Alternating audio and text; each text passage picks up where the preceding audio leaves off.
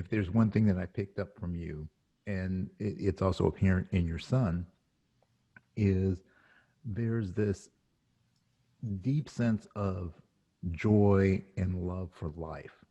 And it's expressed in your playing, it's expressed in your teaching, it's expressed, just when you sit there and just, shoot the bull with each other.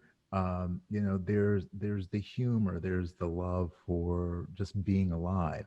And how do you manage to get that across to people, the importance of having this maintaining that childlike, if we go all the way back to the beginning, that maintaining that childlike expression and enjoyment from music? How can you share that with other people that you're instructing? I think we only share by example, just as you do. We put a smile on our face, and we decide that that's that's what we need to be doing is we need to be in that eternal search for the childish innocence that makes everything we touch a new experience again. And that's, I don't know how to describe it except that along the way, we've all, those of us that have been on the planet a while, and I've been on the planet a while, as you can tell from my hair and lack thereof. And I I'm right there with you. It's okay. Those of us that have been on the planet a while realize that there has been a systematic attempt by um, educators, adults, peers, to beat this initiative and our curiosity out of us. And it is only incumbent upon us to either yield to that and pass it on, or to break that cycle and then pass on the youthful enthusiasm, that childish wonder, the joy of something new. Taste this fermented bean curd. That tastes terrible. Great. Now you know. Perfect. So you go to a smorgasbord, and if you see that fermented bean curd on the smorgasbord, you're not going to eat that. Or you may want to try it again to see if it was better than the last one you had. But the Exactly. idea of discovery, the idea of discovery is another thing that we then need to share with each other. And I appreciate that. What I appreciate most about this kind of interaction is because we don't know each other, and it's 100% discovery. Right. 100%. So even if we said something that pushed a button and didn't appeal to us, it would still be discovery.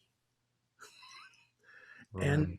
and I appreciate that more than I can express in words. It is. I used the word delicious before. I'll use it again. It's absolutely delicious. Yeah, yeah.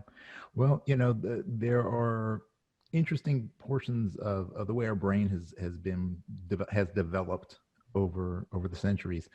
But the curiosity, discovery, that's a major component of us, and that's something that is hardwired into our neural pathways. Our forefathers had to balance that insatiable quest for new knowledge and experience, whether it be just, this fruit looks interesting, it looks delicious, and Yeah, do you live or do you die?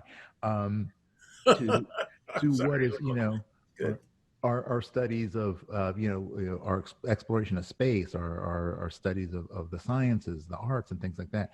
So those are all driven by this quest for discovery.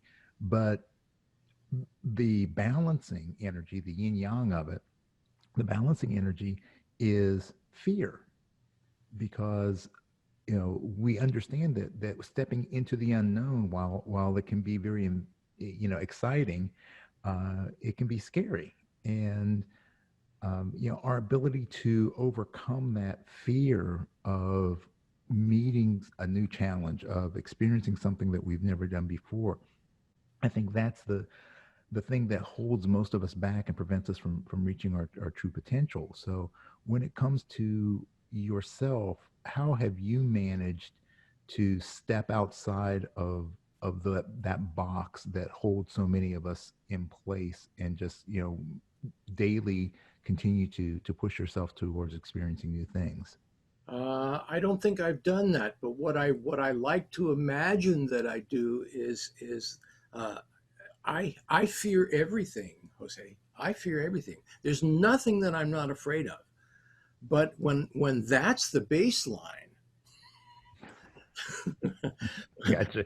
when that's the baseline, then we're saying, okay, I'm afraid of this, but I was still able to do something. Okay. So I have decided to let very few things stop me from doing the stuff that I need to do in order to either communicate better or play music better. And better, that's almost a pejorative word. I don't mean to say that. We know what better means, but more interestingly, Mhm. or whatever we do. So I'm a guy who I bought a Porsche in 1965. I still have it, incidentally. It's a 1964 Porsche, and it's sitting in the garage waiting for me to work on the points and change out some fuel line and stuff like that to get it going. And I'm a guy who rode motorcycles. I put 100,000 miles on motorcycles, and I'm a guy who flew an airplane for 3,300 hours. And I, I mean, and I've lived my life on stage, and I've done live television and live radio, and I've failed at pretty much everything you can fail Good for you. at. and and I'm still afraid of stuff, but Yeah. it hasn't stopped me because I've decided at some point along the way, I decided, wait a minute. I have two choices here, forward or backward. There's no standing still. Right. If you're standing, I read a little article Tiger Woods wrote. If you're standing still, people are passing you. Yeah. Yeah. So, Yeah. okay. Well, I there's a business coach that I read and listen to a lot of his stuff, and he was sharing a story. And this is kind of one of my favorite stories about fear. And he was talking about, he's probably close to your age. He was an enlistee during the Vietnam War.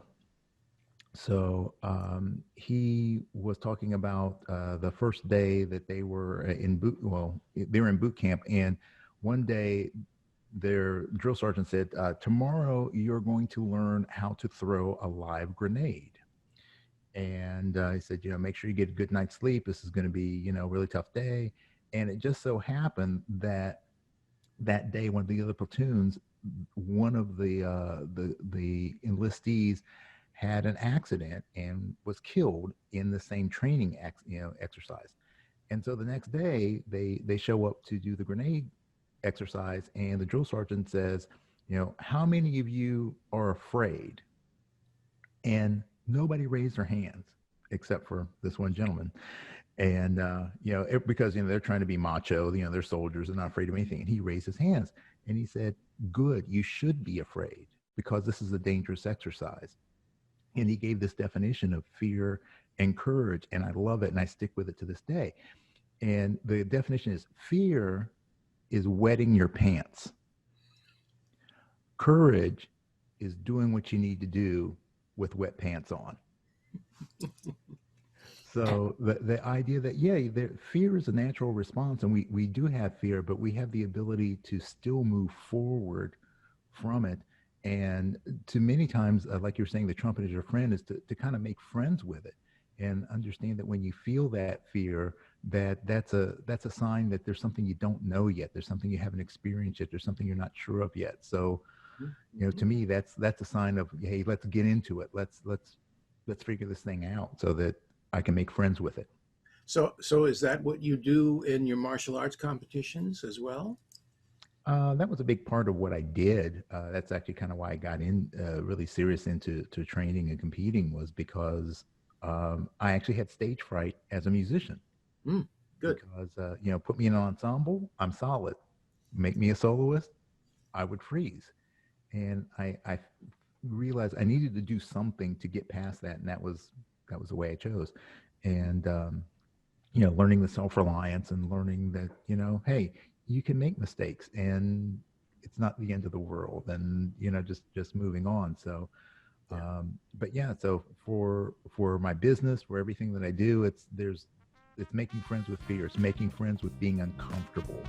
It's just enjoying the challenge, and looking at it with that childlike wonder of, well, what's going to happen next. You never know. Exactly.